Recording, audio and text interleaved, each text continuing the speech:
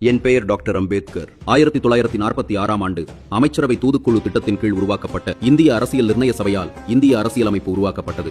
ஐயா, இந்த சபையில மொத்தம் எத்தனை உறுப்பினர்கள் இருந்தாங்க ஐயா?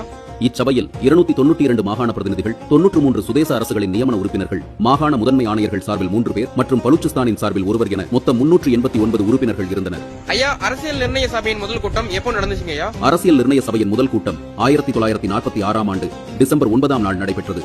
ஐயா, இந்த சபையுடைய தற்காலிக தலைவராக தேர்ந்தெடுக்கப்பட்டவர் யாருங்க ஐயா? இச்சபையின் தற்காலிக தலைவராக மூத்த உறுப்பினர் டாக்டர் சச்சிதானந்த சின்ஹா தேர்ந்தெடுக்கப்பட்டார்.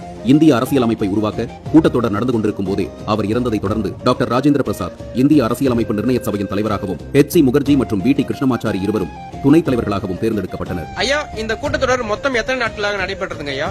இக்கூட்டத்தொடர் 11 அமர்வுகளாக 166 நாட்கள் நடைபெற்றது. இக்கூட்டத்தின் போது 2473 திருத்தங்கள் முன்வைக்கப்பட்டன. அவற்றுள் சில ஏற்கப்பட்டன. அரசியல் நிர்ணய சபை பல்வேறு